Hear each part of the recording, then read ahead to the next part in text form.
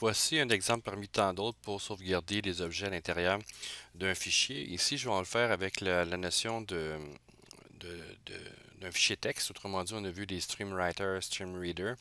Donc, ce que j'ai fait ici, tout simplement une classe chien dans lequel il y a un private, donc le nom, la couleur, un constructeur, nom, couleur ici. Et j'ai deux éléments, donc getSet qui permet d'aller chercher cette information-là. J'ai pas toString, là, mais je pourrais le rajouter directement. Et ce qu'on peut faire, déjà là, je peux vous montrer une petite chose qui pourrait être intéressante pour classer vos éléments. Vous pouvez définir des régions. Des régions, ça fait dièse, et vous définissez ici région comme ça, et vous lui donnez un nom. Mais ça, par exemple, ici, c'est getter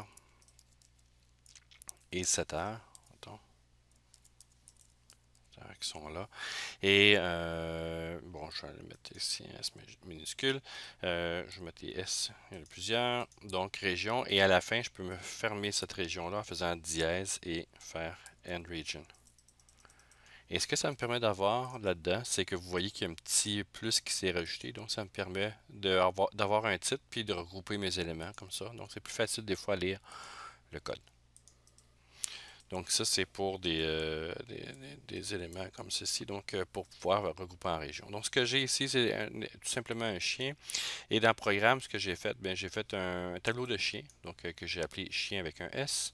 J'ai mis 100 éléments, donc je pourrais en mettre beaucoup moins à l'intérieur. Là. Pour l'instant, c'est pas très très grave. Et j'ai mis chien C1 est égal à nouveau chien, donc prince brun. Donc excusez-moi, je suis pas très original dans les noms. Chien ici 0 égale à C1. Chien C2, new chien, princesse blanc. Et donc ici, chien 1 est égal à C2. Donc j'ai mis deux chiens dans un tableau. Et pour sauvegarder ceci, parce que si je mets ça dans un tableau et je ferme le logiciel, bien évidemment, tout ce qui est en mémoire va être, tout ce qui est en mémoire va être effacé. Donc, j'aimerais le garder pour pouvoir les réutiliser. Donc, si je me fais, par exemple, une liste de chiens que j'aimerais garder, conserver, même lorsque je ferme le logiciel, bien évidemment, je devrais sauvegarder ce disque dur. Et une des manières de faire, c'est avec un fichier texte. Donc, j'ai fait le Stream Reader ici. Donc, tout simplement en allant créer un nouveau fichier de chien, donc texte. Et j'ai dit pour chaque chien C, donc dans le tableau de chien, bien, je vais aller sauvegarder, je vais aller écrire la ligne 0, 1 et avec séparé par un virgule, une virgule. Donc le C nom va être le premier et C couleurs, donc le deuxième. Et je ferme mon fichier et je fais un read key, donc absolument il n'y aura rien d'affiché dans mon élément. Oups. Ici, il me manque quelque chose. C a été nul. OK, on va essayer de voir qu'est-ce qu'il y en est.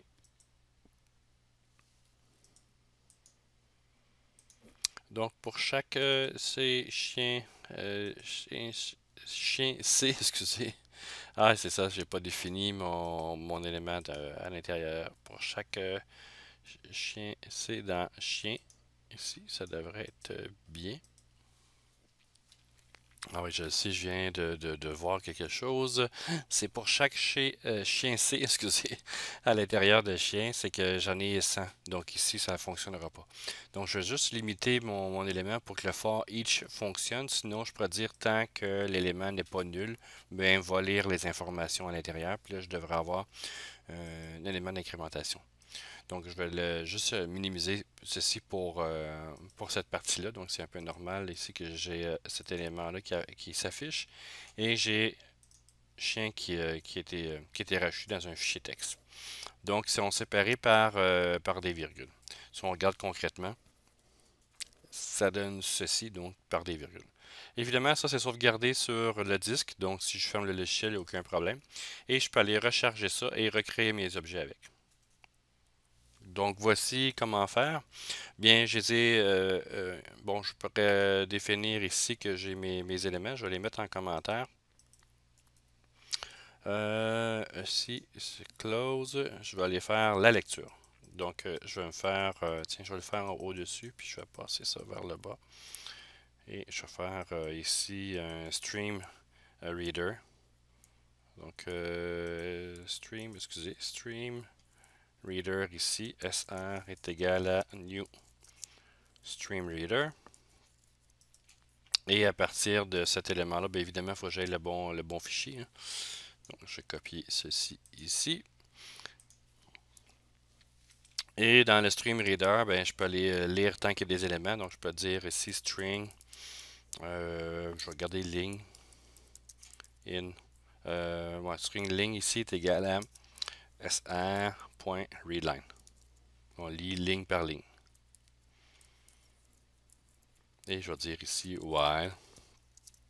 Tant que ligne est différente. Donc, c'est ça que j'aurais dû utiliser tantôt plutôt que de faire le for each, là.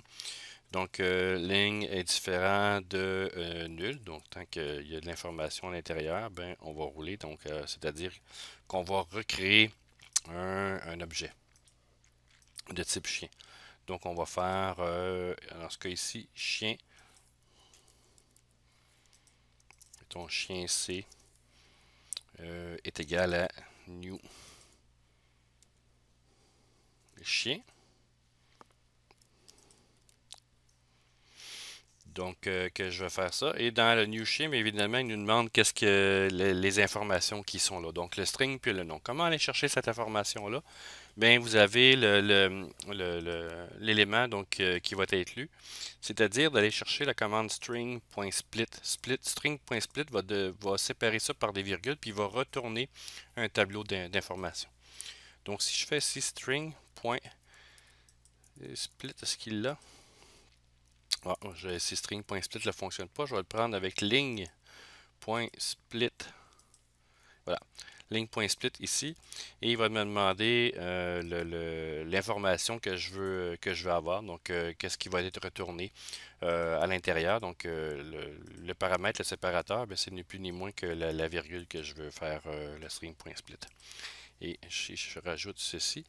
Et une fois que ça va être fait, ben, je peux aller chercher directement le premier élément et après ça, ici, faire la même chose puis aller chercher le deuxième élément. Donc, il y a quelque chose, c'est un caractère qui me demande.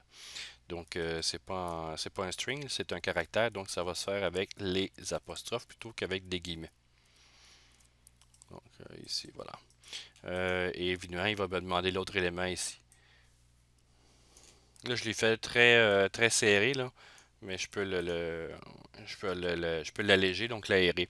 Donc ici, pour chaque élément dans la ligne, il va aller chercher le premier élément du split et le deuxième élément du split. Donc, c'est-à-dire que le premier, c'est le nom et l'autre, c'est le prénom. Et je pourrais les mettre à l'intérieur d'un tableau et de voir ici qu'est-ce qu'il y en a.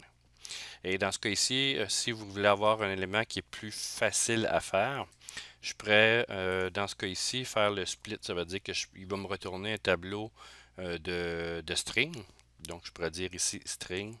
Si je le fais autrement, là, si je fais aérer cette partie ici, string, un tableau ici, je vais marquer, mettons, valeur, est égal à new. Non, je vais le marquer comme ça. Je vais le laisser comme ça ici. Donc, je le définis.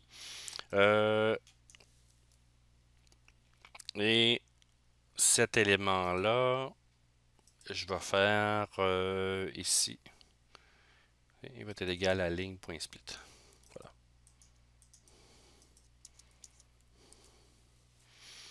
Comme ceci. Ligne.split, il va retourner un élément de string valeur. Donc, il va retourner ici. Donc, il va me retourner ici. Si je veux reconstruire le chien, il va falloir que je fasse valeur comme ça ici et voilà. Donc, c'est une autre manière de faire l'information. Évidemment, il ne faut pas que j'aie une boucle infinie. Donc, je vais faire ici qu'on change de ligne après.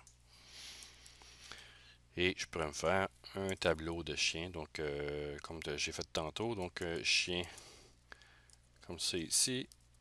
On va marquer encore chien au pluriel. Et qui va être égal à new chien. Donc, je vais mettre 2. Parce qu'il va en avoir 2. Et à l'intérieur de ces éléments-là, ben, je pourrais dire ici que dans le nouveau chien déclaré, donc il va faire chien, ici il faudrait que j'ai un compteur, mais je pourrais avoir chien qui va se rajouter. Donc encore une fois, je pourrais dire ici compteur, integer, compteur, est égal à 0. Pour mettre mes index, où je peux marquer ici integer index. Et dans mon élément de chien ici, dans chien là, donc ça va dire chien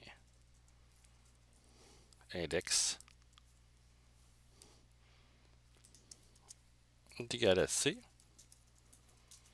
Donc je remplis l'information, je vais faire index plus plus pour pouvoir avancer au prochain index pour pas écraser la même cellule.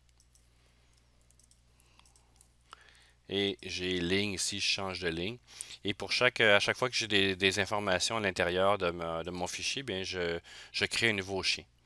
Et pour aller voir ce qu'il y a à l'intérieur, bien évidemment, je pourrais aller chercher pour chaque chien à l'intérieur de mes éléments. Donc ici, encore une fois, for each chien, c'est in chien ici. Et je peux faire console.writeLine c.non virgule plus par exemple, tiens, je vais faire juste ça, plus ici et c.couleur.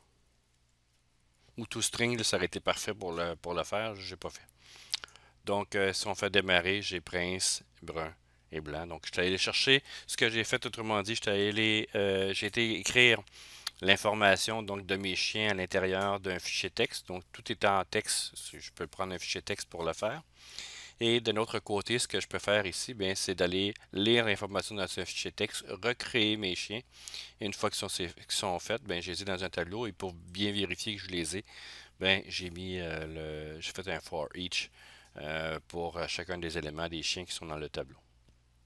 Donc ça, c'est un exemple de ce que vous pouvez faire avec des fichiers texte, donc de les inscrire et d'aller rechercher l'information.